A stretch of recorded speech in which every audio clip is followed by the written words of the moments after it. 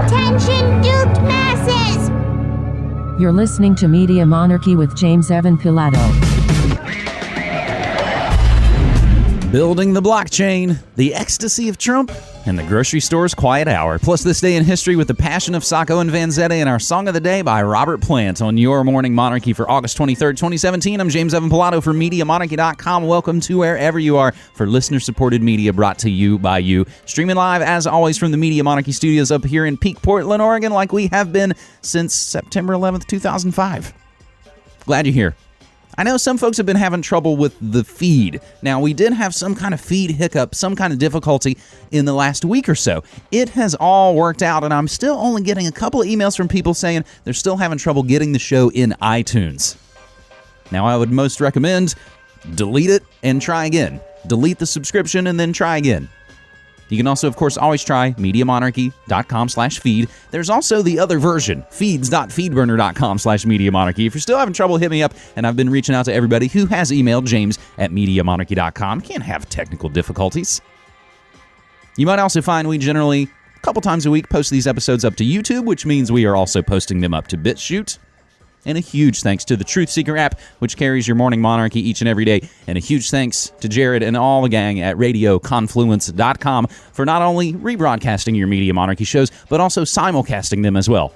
RadioConfluence.com. You can support our work, MediaMonarchy.com/support. Huge thanks to our latest Bitcoin donors. Holy moly, people are still donating Bitcoin. I think that shows your awesome commitment to this. We've also got PayPal, the Post Office Box, and Patreon.com/Media Monarchy. That is some of the best ways to help support our work and keep us moving and grooving. Hope you're doing well. It is a Wednesday. That's food, health, and environment news. We coined the phrase many years ago on air, food world order. And I think over those years, it's slowly made its way into the newsy lexicon. I'm glad to play my small role if I can. And again, that's all done by you. We are not only crowdfunded, but we are crowdsourced. All the stories that we're going to talk about, I'll tweet out about an hour before showtime. You can get all that news in the tweets. And again, you don't even have to sign up for Twitter to get that. My account is public. You can just go to twitter.com/Media Monarchy. You do not have to have an account. You can see and click and do everything. You just can't reply with witty things. It'll be all right. Before we get into our delicious, nutritious menu of food world order news, let's glance at the breaking lamestream news as America continues to fall apart like the pace they keep it at. We always think America's falling apart. That's the great thing about having now been doing this show for so long, is we can see the rise and fall, the ebb and flow, the fake left, the fake right. Donald Trump's 57 most outrageous quotes from his Arizona speech. Everybody's super excited about what's going down in Arizona. That's right, America's next top president.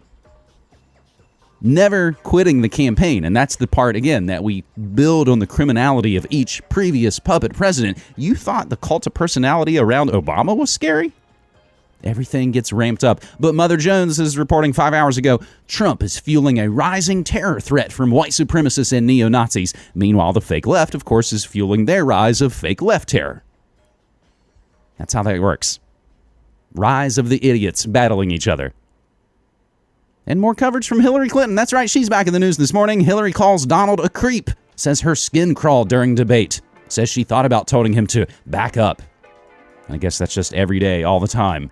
Woulda, coulda, shoulda, woulda, coulda, shoulda, woulda, coulda, shoulda. I know my parents are chilling down at Myrtle Beach. A little bit of vacation. I just actually messaged them real quick. Hey, could you guys do me a favor while you're down there? You guys should win that Powerball. That sure would be helpful. That would help out the Media Monarchy Kingdom. Now, I know you've been waiting for your fact check. So, of course, you won't know how to think for yourself. You don't have any critical thinking skills, do you? Oh, no, because you've spent your time consuming corporate products and corporate media and corporate education. So, of course, they have to hold our hand and tell us how to decipher every news story. Even as stupid as Gwen Stefani's happy Gavin Rosdale's dating Sophia Tomia is fake news. I only understand a few of those words. That's from Gossip Cop. Trump's incorrect claim that 20 U.S. designated terrorist groups operate in Afghanistan and Pakistan. That's from the Washington Compost.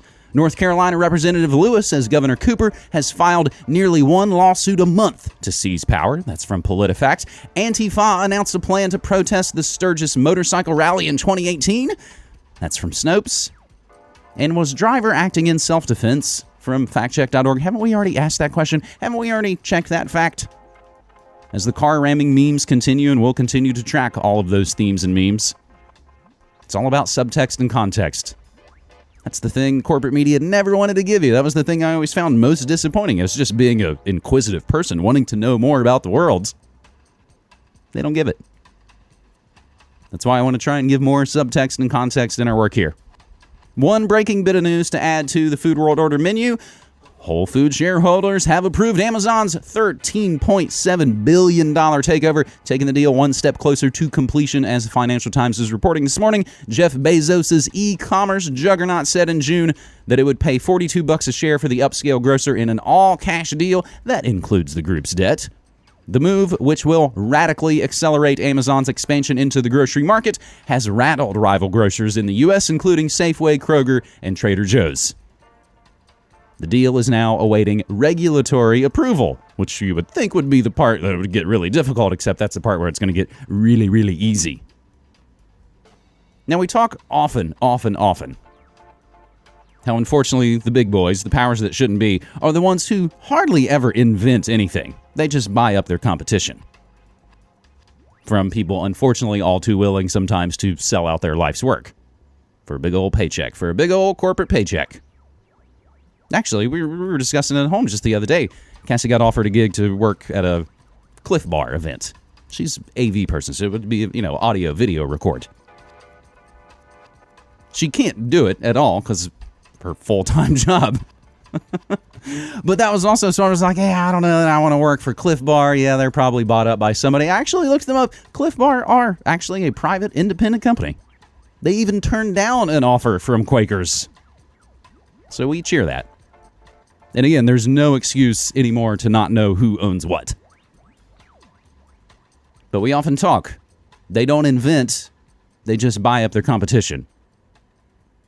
And we've been talking about Bitcoin for many, many years. I think, pretty sure, you'll find that Corbett Report and Media Monarchy are some of the earliest alternative media outlets discussing Bitcoin, way back in 2012 and earlier. Now, Bitcoin, of course, cryptocurrency. Blockchain is the sort of structure behind it.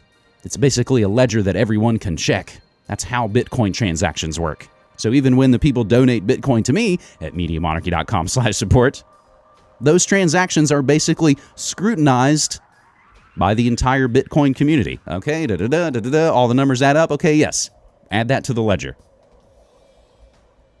So forgive me if I'm wrong, but it kind of seems like, again, I'm using broad terms, kind of seems like we invented the blockchain technology, and now the big boys, the powers that shouldn't be, are going to go, hey, thanks for that. Thanks for helping us figure out how to make everything go computerized and cashless. Nestle, Unilever, Tyson, and other large food and retail companies have joined International Business Machines. You know, the company that helped automate the Holocaust, IBM. They've joined IBM's project to explore how blockchain technology can help track food supply chains and improve safety. They just announced this yesterday. Blockchain, which first emerged as the system underpinning cryptocurrency Bitcoin, is a shared record of data maintained by a network of computers rather than a trusted third party. A total of 10 companies said they'll share data and run trials with IBM, including Kroger, Dole, McCormick, Golden State Foods, Driscoll's, and Berkshire Hathaway. Walmart is also participating and has worked with IBM since October to track the movement of food products.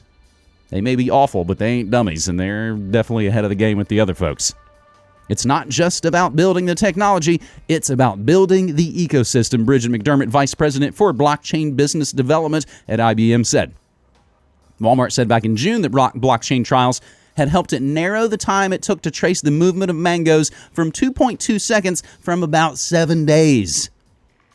A single recall could cost anything from tens of thousands to millions of dollars in lost sales, so said Walmart's head of food safety, Frank Giannis, talking to Reuters last month. Skeptics, however, have warned that the technology is still in its early days and may take years before companies reap benefits. That's all right. They're in it for the long con. They tell you to live every day like it's your last, but they are planning their multi-generational serial killer plans.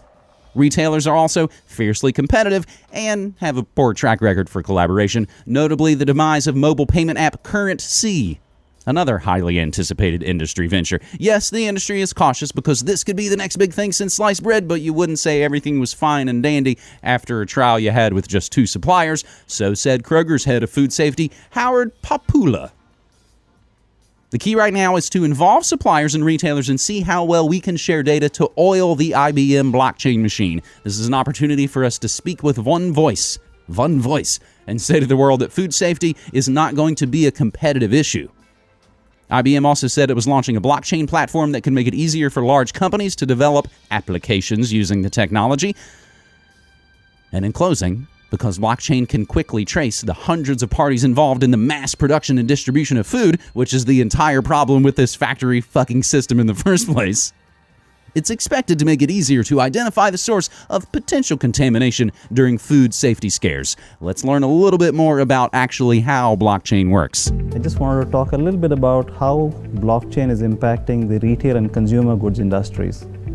So as you're aware, it's a very big industry. It's just the foods industry today is about a $1.5 trillion industry annually and has a lot of implications today. So you have 8 billion people across the world buying foods and services, and there has been a lot of impact to this industry over the last several years. Because of this demand, there has also been a lot of fraud in the industry.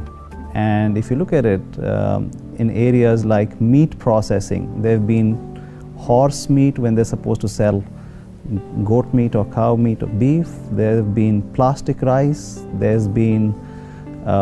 was a case recently in China where they had spurious milk powder where a bunch of children died.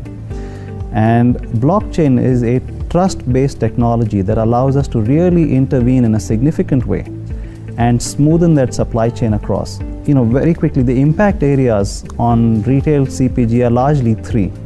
The first area is really, I would call it in the supply chain.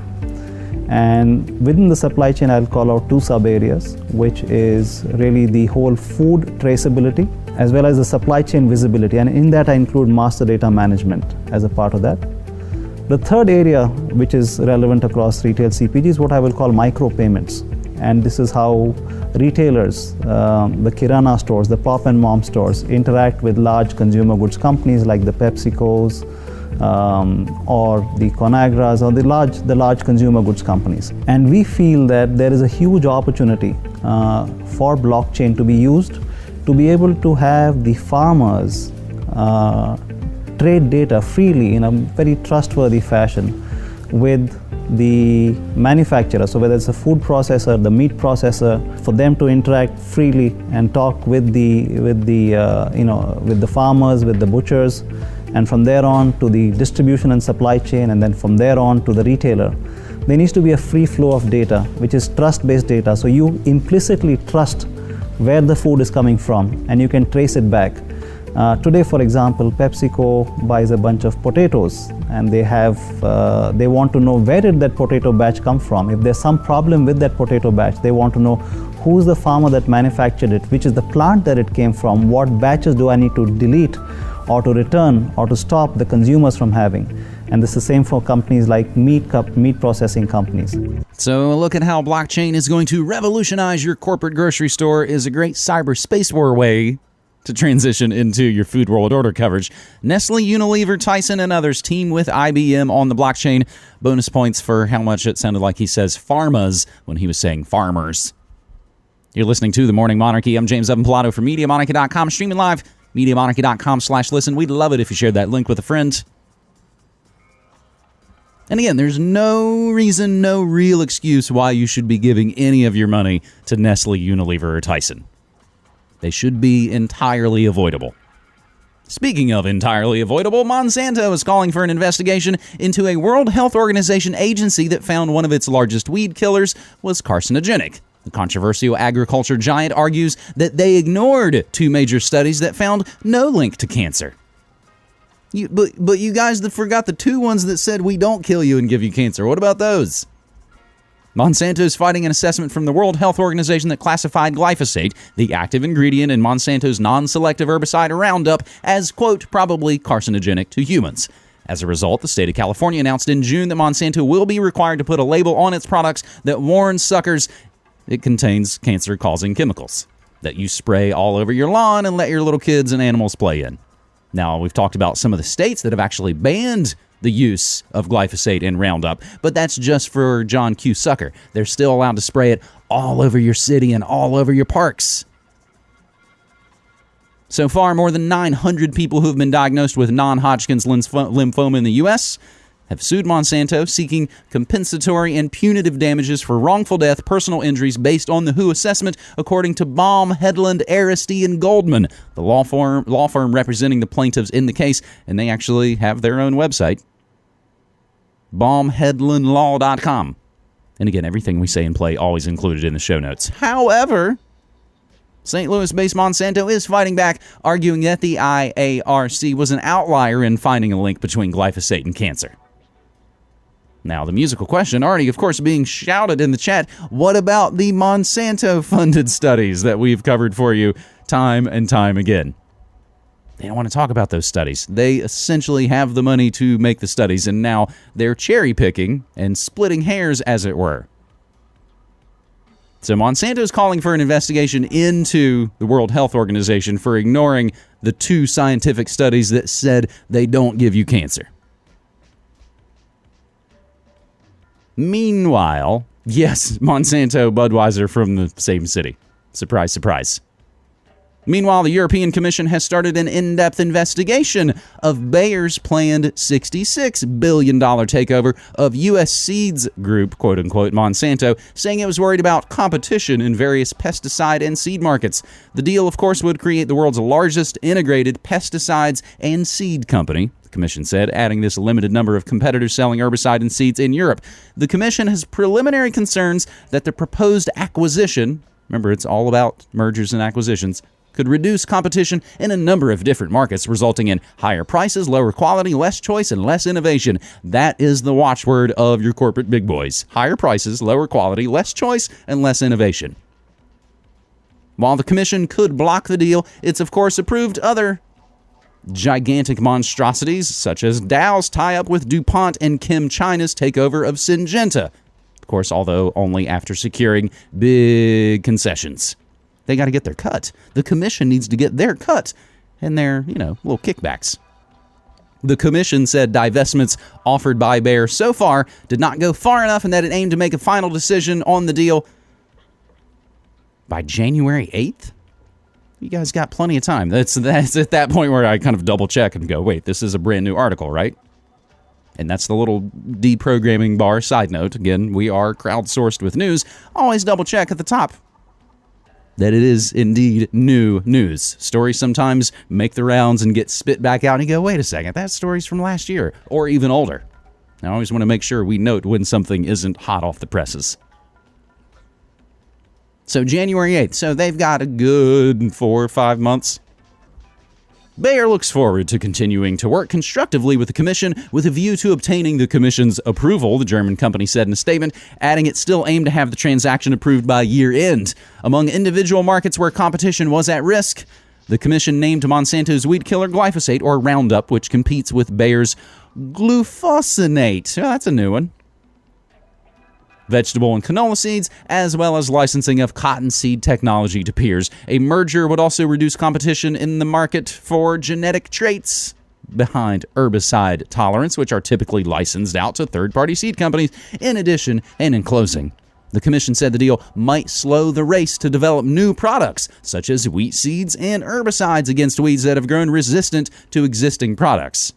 So you see how this vicious cycle works. We've overused the antibiotics and the pesticides, so they're not working, so you have to keep creating more. That doesn't end well. I don't think that race ends at a great finish line. We were talking about salmon just the other day here at home, and I guess they still haven't gotten the actual approval. Aqua Bounty Technologies still needs to get U.S. Food and Drug Administration approval to produce its genetically modified salmon in the former Bell Fish Company facility in Albany, Indiana, so reports the Star Press. And we're grabbing this from Undercurrent News, seafood business news from under the surface. I might have to subscribe to this. The company bought the former Bell facility for $14.2 million earlier in the year. Anytime, of course, we see the name Bell, that should ring a bell that it could be CIA. It's a little low tech for them. The company bought the former Bell facility for $14.2 million earlier this year with the intention of starting production in the second quarter of 2018 with the first harvest of Aqua Advantage GMO salmon coming in the third or fourth quarter of 2019. Mark your calendars. However, the site will need FDA approval for this. A spokeswoman for the agency said FDA declines to confirm or comment on the existence of any pending applications. The Star wrote, Aqua Bounty also declined to comment on the regulatory matter. Is this one of those situations they're like, you guys, shut up. You know we're just going to roll ahead and do it anyway. We'll get the approval down the road. Let's just start making it. Let God sort them out. You're listening to The Morning Monarchy. I'm James Evan Pilato for MediaMonarchy.com on a story that we have been following for quite some time. And, of course, our good buddy James Corbett done fantastic work on it as well. And the latest, a jury in Los Angeles has ordered Johnson & Johnson to pay a record $417 million to a woman who claimed the talc in the company's iconic baby powder caused her ovarian cancer. The verdict follows a series of court rulings against Johnson & Johnson over the product. The plaintiff, Eva Echeverria, alleged that Johnson & Johnson had failed to adequately warn consumers about its talcum powder's potential cancer risks when used for feminine hygiene. Echeverria had used the baby powder on a daily basis since the 50s until 2 years ago, according to court papers. She was diagnosed with ovarian cancer in 2007. Her lawsuit said she developed the cancer as a proximate result of the unreasonably dangerous and defective nature of talcum powder.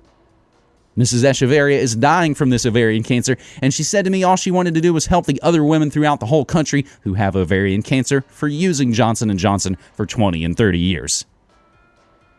Johnson & Johnson will appeal the jury's decision, claiming the scientific evidence supports the safety of Johnson's baby powder, according to the company's spokeswoman, Carol Goodrich.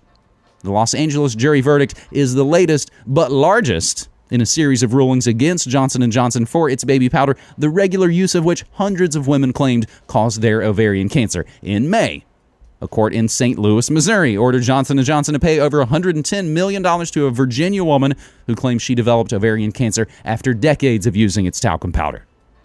Earlier, there are 3 other lawsuits in St. Louis against the company and its baby powder had similar outcomes, with juries awarding damages of $72 million, $70.1 million, and $55 million, respectively.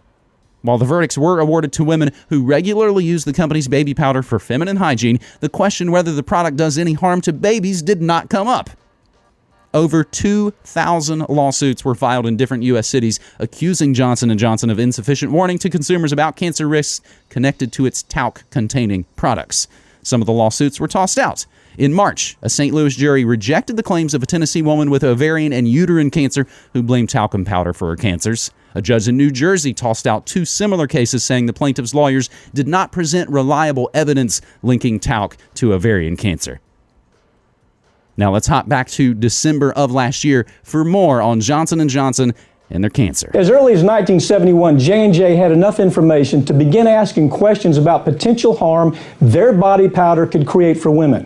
In 1971, scientists discovered particles of the talc embedded in ovarian and cervical tumors. It was the earliest red flag for the potential for suffering that was going to follow. In 1982, another study clearly showed a woman's risk for contracting ovarian cancer doubled if they used talcum powder. After that, there were 6 or more studies that looked at the relationship between talcum baby powder and ovarian cancer in women. All of the results from those studies were enough to put any reasonable corporation on notice that the product they were selling had the potential to cause injury and death by way of ovarian cancer. The federal government, as early as 1990, did what you'd expect them to do. Their oversight was not there. They completely ignored the problem. And so according to J&J's own documents, they were warned about the threat that their talcum powder posed to women on September 17th, 1997.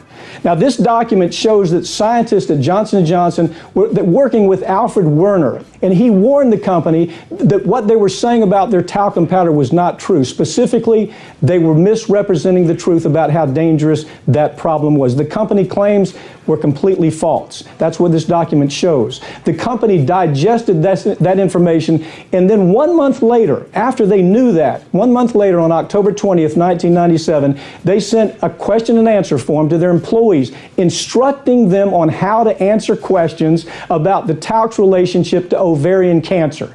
And as expected, the response that they told their employees was that talc was perfectly safe. Don't worry about a thing.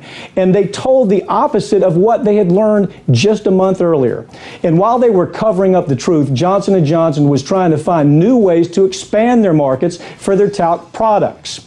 They figured out that they could create a niche market through special marketing efforts with African Americans and Hispanic customers.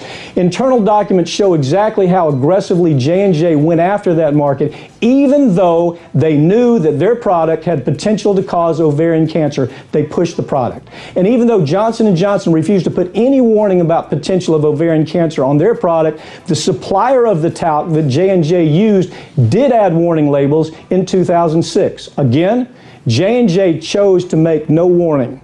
At this point, 4 juries have listened to the weeks and weeks of testimony and reviewed the documents directly from the file cabinets of Johnson & Johnson. Each one of those juries found that J&J failed to warn consumers about the link between talcum powder and the increased risk of ovarian cancer. Approximately 22,000 American women are diagnosed with ovarian cancer every year. The many autopsies that take place with these women clearly show the presence of talc inside ovarian tumors. But still, J&J has refused to create any type of legitimate warning for women who should just have the right to make a choice, just the choice of whether they're willing to accept that risk or not. Give them the choice. At this point, there are 1,200 lawsuits have been filed against J&J, and several of the cases that have been tried have resulted in verdicts ranging from $50 million to $70 million after the jury has seen how callous and how corrupt the conduct of J&J has been. As you're going to see with most of these cases, corporate media has been unwilling to tell the story about J&J in any meaningful way because of the incredible amounts of money that Johnson & Johnson spends in advertising on networks like ABC and CBS and NBC. So it's left up to us to tell you a story that should have been disclosed decades ago. Standard operating procedure for multinational corporations, but now a Los Angeles jury awards a record $417 million in a lawsuit linking Johnson & Johnson baby powder to cancer. That was just the intro to a pretty in-depth piece from America's Lawyer. That's Mike Papantonio on Russia Today, which, of course, that's just a giant Russian conspiracy to bring down America, right? Can't believe any of that stuff. You're listening to The Morning Monarchy. I'm James Evan Pilato from MediaMonarchy.com. Super glad you're here. It's like a party, you know. Partiers across Europe have been chomping down on orange ecstasy pills in the shape and likeness of Donald Trump, at least since July, but German authorities just clamped down on 5,000 of them. Newsweek reports that police in Osnabrück, Germany, found the stamped MDMA pills in the back of a van while completing a road check Saturday, August 19th. The van is registered in Austria and was driven by a 51-year-old man, joined by his 17-year-old son who was traveling from the Netherlands. Both men were arrested. The pills appear to originate in the UK and have been available online. The total street value of the seized drugs is an estimated 39,000 euros, 46,000 fiat American dollars. Woo! We're all sorted out for ease and whiz. Police in Germany have reportedly seized around 5,000 ecstasy tablets shaped like the head of Donald Trump. The tablets, which are said to be worth tens of thousands of euros, were found in a car in northwest Germany. A statement from German authorities said police found about 5,000 ecstasy tablets with the portrait of the American president. The purchase value of the tablets amounts to approximately 11,000 euros, and the sale value amounts to approximately 39,000 euros. A 51-year-old man and his 17-year-old son have since appeared in court in connection with the discovery. I give you the best high, beautiful highs. In other news, the Hillary-shaped pills are actually cyanide. Now, as hilarious as this is, and actually yesterday I should make the note that on the stream, and generally speaking, we are streaming Monday through Friday, 9 to 5 Pacific time. Morning Monarchy, pump up the volume. You've got your New World Next Week reruns, press conferences, and live news as they occur. But something we did actually yesterday, I replayed the Morning Monarchy from that day in 2016.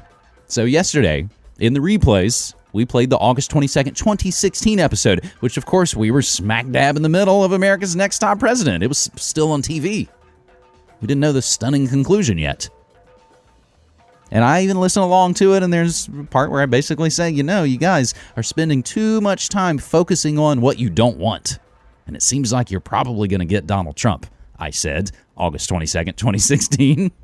So here's another interesting part about these drugs. And again, people obsessed with Donald Trump. That's why they get Donald Trump. That's why the news agencies covered him around the clock 24/7. Holy boffo box office, Batman. It was great ratings. That's why.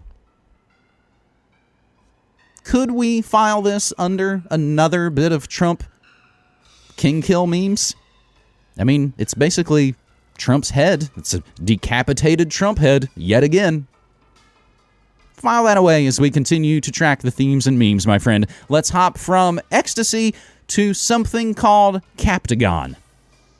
A synthetic psychoactive drug linked to substance abuse in the Middle East and said to be a fundraising tool and stimulant for militants in Syria is more dangerous than previously thought. Now, this has been reported on before, and I've actually got a clip coming up that goes back 3.5 years ago. But now they've basically done the research. The stimulant, called phenethyline, and by its trade name, Captagon, with a capital C. Captagon. Captagon is a super-boosted amphetamine, unique chemical complexities allowing it to induce potent psychoactive effects far more rapidly than amphetamines alone.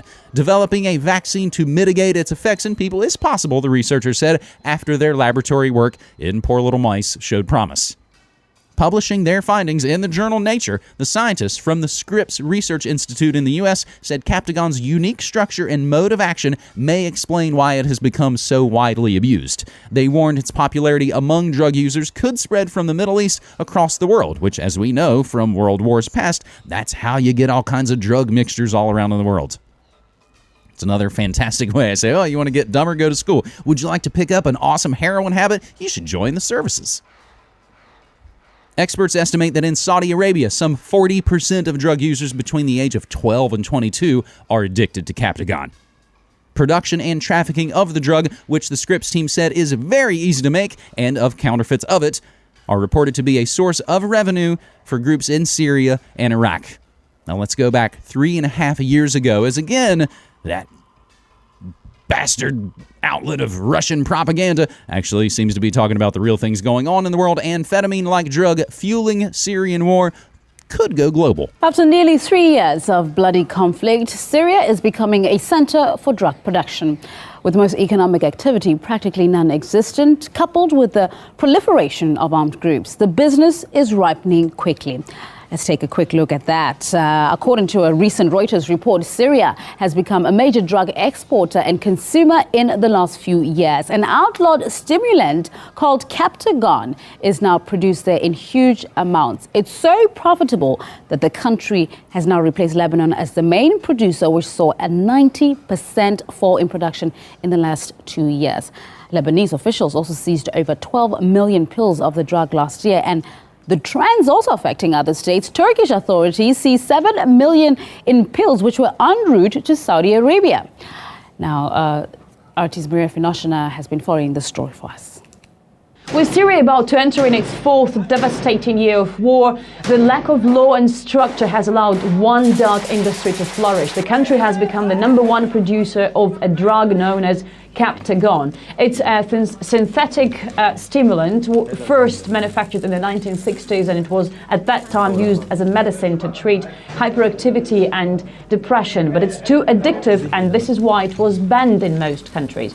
Though here in the Middle East, it's still very popular, it's cheap, and it's easy to get.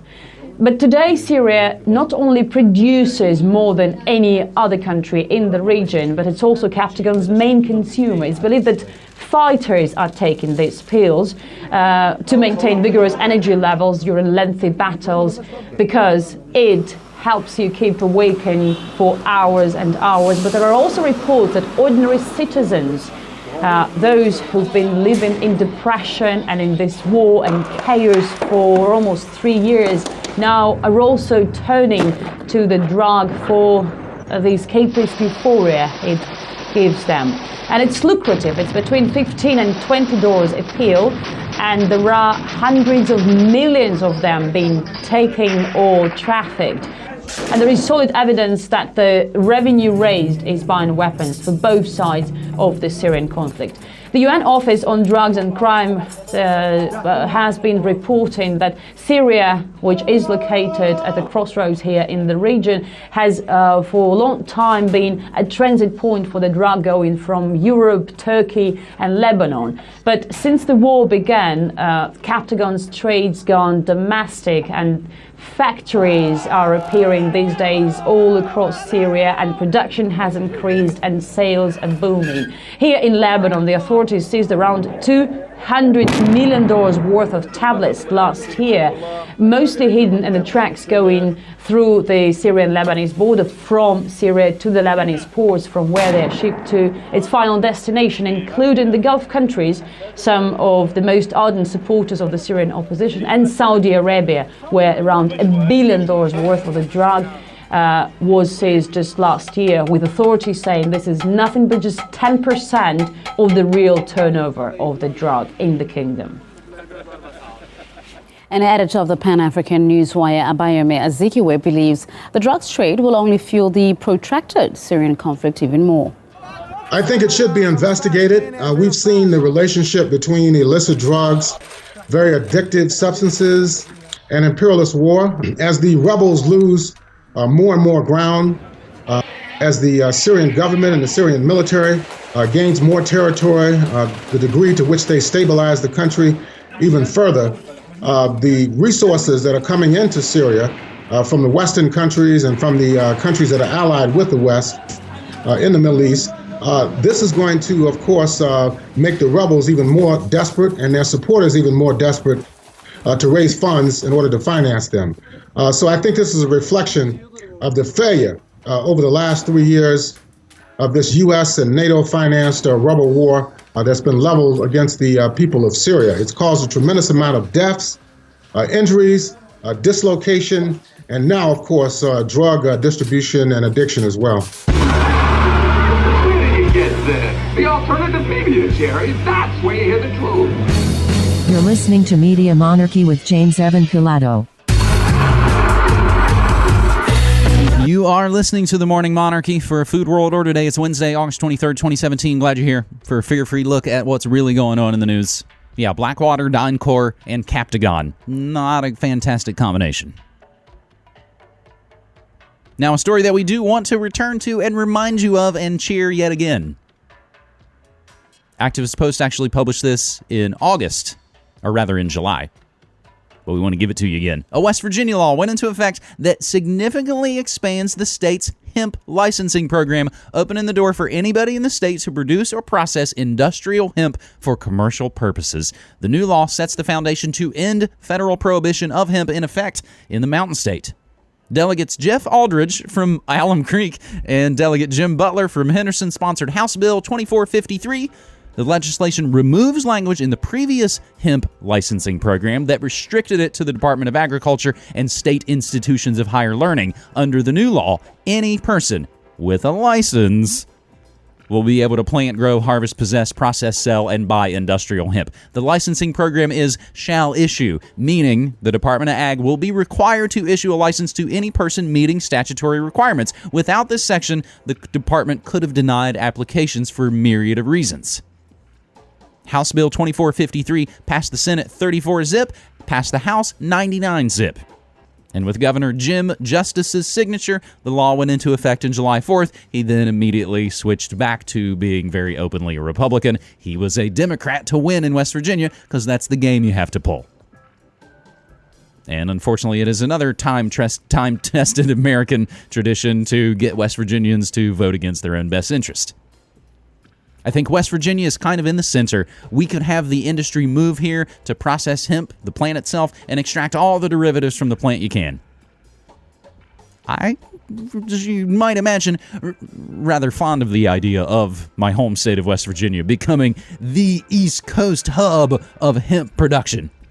All that coal shit could go out the door in a minute, and all those dudes dying of black lung, like my grandpa, they'd be growing hemp. And all they'd have is maybe lots of hash under their fingernails. Last few stories here on our Food World Order menu for you. And again, we implore you to get these stories, continue the research, report back to us. I'm not perfect in all of this. You can always reach out, james@MediaMonarchy.com. Now, we've talked about a lot of bastards we don't like on this episode, and they were even at the top of the episode, Nestle, Unilever, and Tyson. And here we are again with Nestle with a little bit of good news, at least for us. And again, there's no reason on earth why you should be buying plastic bottled water from corporate scumfucks. And Nestle's Poland spring water unit has duped American consumers into paying premium prices for ordinary groundwater that's pumped from some of Maine's most populated areas rather than from natural springs, as the company advertises, according to a new lawsuit. While Poland Spring says its bottles contain 100% natural spring water from a source deep in Maine's woods, the complaint filed August 15th in federal court in Connecticut claims that Nestle Waters North America has bottled well water that doesn't meet the FDA's definition of spring water. The suit, which includes claims for breach of contract and fraud, also seeks unspecified damages for violations of state law, including New York, New Jersey, and Massachusetts. None of Poland Spring Water's 8 purported natural spring sites contain a genuine spring under FDA rules, according to the suit. One or more of the company's largest volume groundwater collection sites, which the suit says supplies up to 99% of the water in Poland Spring Water products. They're also near a current or former refuse pit, landfill, or petroleum dump site. A Connecticut law firm has filed a class action lawsuit against Nestle Waters, owner of Poland Spring, saying that the company inaccurately labels its products as spring water. According to the Press Herald, the suit claims that Poland Spring's water is ordinary groundwater from wells. The suit was filed on behalf of 11 consumers seeking at least $5 million in damages. The company says that it meets U.S. Food and Drug Administration regulations defining spring water and regulations governing spring water collection, production, quality, and labeling. Next thing you're going to tell me is it's not even from Poland either. Meanwhile, more disclosures about products you probably shouldn't be spending your money on, let alone putting in your body or your family's body. Rajan Zed, president of the Universal Society of Hinduism, is calling out Kellogg's CEO John A. Bryant for failing to disclose that some of the company's cereals contain beef-based gelatin. Gelatin, as you may or may not know, is a protein made from the skins and bones of pigs and cows. It is a common ingredient in many products. Hindu religion prohibits followers from eating meat from cows. Zed says the world's 1 billion Hindus were shocked to learn that some of Kellogg's cereals they've been eating for years without concern in fact contained beef-based gelatin, which is not disclosed on packaging or labels. Zed wants Bryant to resign for not disclosing the ingredient. Disclosure of the origin of gelatin is not a labeling requirement, according to the fine folks at the U.S. FDA. Gelatin can be either pork or beef-based. Hindu religion texts do not explicitly prohibit eating meat, but do ban beef and suggest a more vegetarian lifestyle. Kellogg's has confirmed that beef-based gelatin is an ingredient in all varieties of Kellogg's Frosted Pop-Tarts, Kellogg's Frosted Mini-Wheats, Kellogg's Rice Krispie Treat cereal, all Kellogg's fruit-flavored snacks, and all Kellogg's Crave treat bars contain either pork or beef-based gelatin. And they don't tell you because they ain't got to. Again, why would you trust any of that? Hey, buddy. Back it off there, Disney ABC News. Because this is one of those stories where the video that auto plays on the page isn't even fucking about the story I'm about to tell you about. So shut up.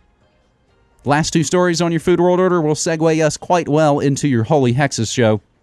Coles Supermarket. I think they're just in Australia. They've introduced a quiet hour to make shopping a little easier for people with autism. 2 stores in Victoria are trialing a low-sensory shopping experience between 10:30 and 11:30 a.m. on Tuesdays until the end of October. The stores in Ringwood and Baldwin East are offering the quiet experience as part of a partnership with Autism Spectrum Australia. Quiet hour sees the lights dimmed by 50%, Coles radio volume reduced, trolley collections avoided, and free fruit offered at customer service. The stores will also remove roll cages from the ship floor, reduce register and scanner volumes, and provide trained team members to assist customers. Coles supermarkets go quiet for an hour to make shopping easier for people with autism, as the giant hordes of people with autism are everywhere.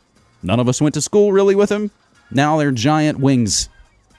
I mean, hell, Bill Gates has built a giant army now going to work for him at Microsoft. Now, our final story here really gets us into your holy hexes.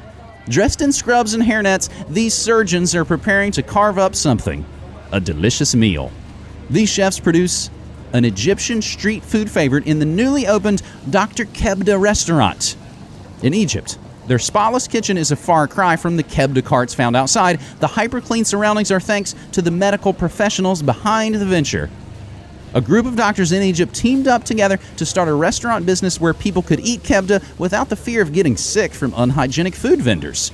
Me and all the partners are doctors with medical backgrounds, but at the same time, we all like food. So we thought about starting up a restaurant business, and we chose beef liver as a product because it's not expensive and people can afford it, and we aim to achieve the combination of cooking healthy food in a well-decorated place, but with reasonable prices. Does this make any sense to you? The headline, Doctors Open Hospital-Themed Restaurant. You can basically watch the cooks in the kitchen as they have hospital scrubs on. And rubber gloves, as they probably should anyway. And they look like they're operating on someone. But they're actually creating beef liver snacks. So now I had this clip, and I had it from the Associated Press, but as I started to edit it this morning, I realized, hey, that guy's not speaking English. I can't play that clip. Yeah, you're going to need a hot beef injection. Doctors Open Hospital-Themed Restaurant. Because that's super appetizing and that's what people want. Holy moly, that is your delicious, nutritious, and kind of strange Food World Order coverage.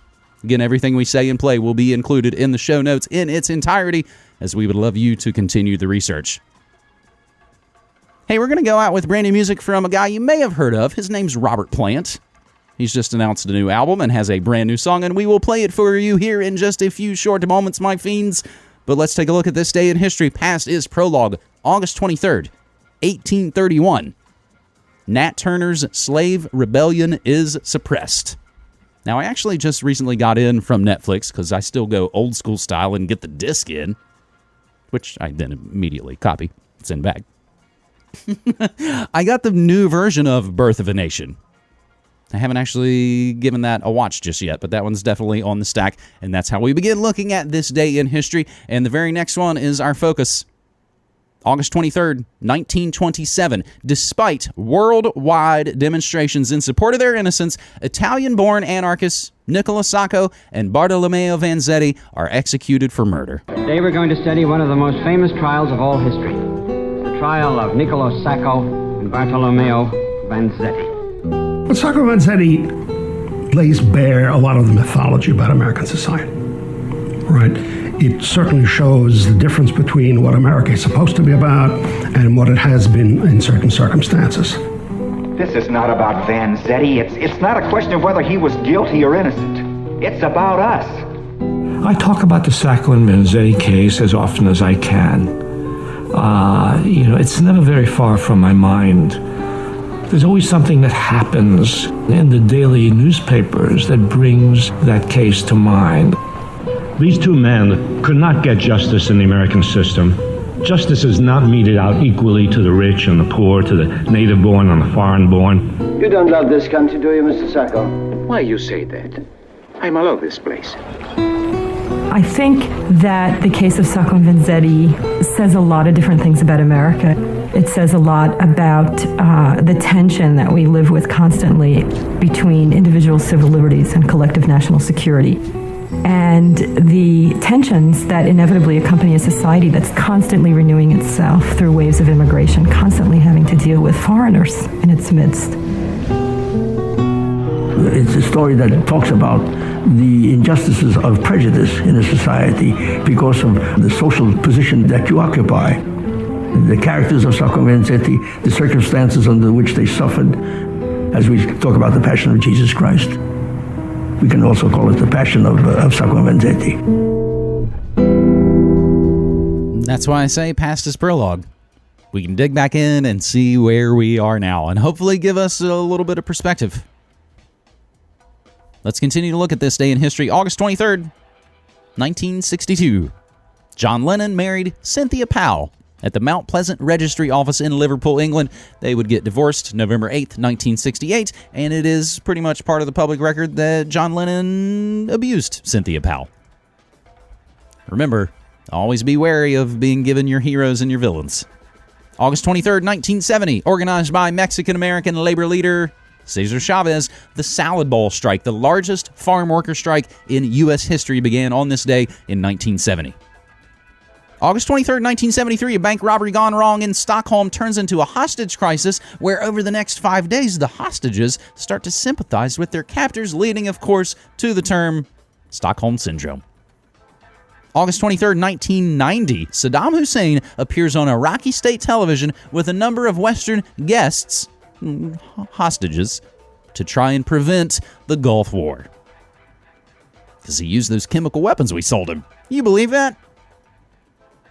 August 23rd, 1991, the worldwide wiretap is open to the public on this day. World Wide Web goes live August 23rd, 1991. On this day in 93, the Los Angeles Police Department formally announced that Michael Jackson was the subject of a criminal investigation. August 23rd, 2011, two events. A magnitude 5.8 earthquake occurs in Virginia. Damage occurs to monuments and structures in Washington, D.C., and the resultant damage is an estimated $200 to $300 million. Now, actually, my good buddy, old bandmate Kurt, had been working an office job at that point in the D.C. suburbs in Virginia. We were texting at that point. He basically said he was out of the building and out on the ground probably before the earthquake even finished. He was at his desk, felt the rumbles, like, I'm out. You know how you jump down flights of stairs, missing entire... Yeah, like that. It's also, of course, a nice sync that it was damage to the monuments. Yeah, I think the Albert Pike statue was fine. Actually, my buddy Kurt and I used to talk about Albert Pike. I think he's got a copy of Rules and Dogma. On a strangely related note, and I know you guys probably are the same way, you see themes and memes floating around and you're wondering why everybody's blah, blah, blah about something until you finally see a story that makes it all make sense. Asian announcer Robert Lee pulled off of UVA game to avoid offending idiots. ESPN pulls Asian announcer named Robert Lee off University of Virginia game, of course, to avoid offending morons. The other event, August 23rd, 2011, Libyan leader Muammar Gaddafi is overthrown after the National Transitional Council takes control of the compound during the Libyan Civil War, which you might recall the phrase that pays, we came, we saw, he died. Hee. Published in Media Monarchy a decade ago today. Pretty interesting stories. I had a News on the March post, which is basically multiple stories, that included chatter about West Coast incident at all-time high. Ron Paul wins 5 straw polls. Taliban commander says bin Laden extremely healthy and active. Pentagon to suspend anti-terror database. And The Daily Show says America to the rescue. Other stories published in Media Monarchy a decade ago today, back on August 23rd, 2007. Air Force manual outlines how to aid insurgencies.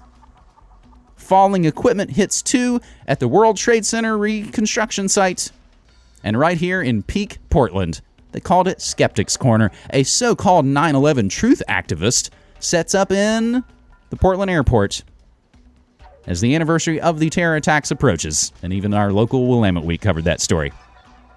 Celebrating birthdays today, August 23rd, Gene Kelly, Bob Crosby, Tex Williams, Barbara Jeannie Eden, former California Governor Pete Wilson, Sonny Jurgensen, Rudy Lewis from the Drifters, and the crazed madman known as Keith Moon was born on this day. It's also Linda Thompson's birthday, you know of her with Richard, Shelley Long, Rick Springfield, Sean Ryder, Roger Avery, works with Quentin Tarantino. It's also Jay Moore's birthday.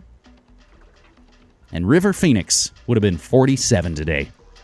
It's also Kobe Bryant's birthday and Julian Strokes Casablancas. All those folks celebrating birthdays today. I don't know if any of them will make their way into our daily DJ set at noon because I have a ton of new music I'm sitting on.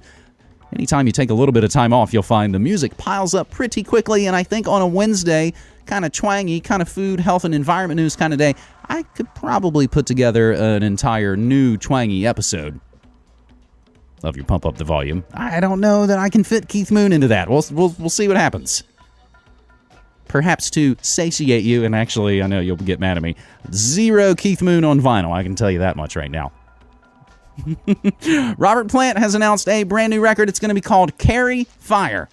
It's coming out October 13th, and he has shared the first cut, and it's the song called The May Queen. Oh, it's just a sprinkling for the May Queen. May Queen from Robert Plant, being backed up by now his longtime band, the, what are they called? The Strange Shapeshifters? Something like that. We'll work all that out and we'll get it right in the show notes as we go out with brand new music from Robert Plant. Hope you enjoyed your delicious, nutritious Food World Order menu, and I hope you spread the word about independent, non-commercial, alternative media from Media Monarchy. That's your Food World Order edition for Hump Day Wednesday, August 23rd, 2017, and I am indeed James Evan Pilato from MediaMonica.com, thanking you so much for listening and reminding you, as always, my friends, don't hate the media, become the media. Take care. You're listening to Media Monarchy with James Evan Pilato. Since 2005, Media Monarchy has covered the real news about politics, health, technology, and the occult, all remixed with music and media that matters. Go to MediaMonarchy.com/support and become a monthly subscriber so you can help keep independent, non-commercial, alternative media going and growing. Thanks.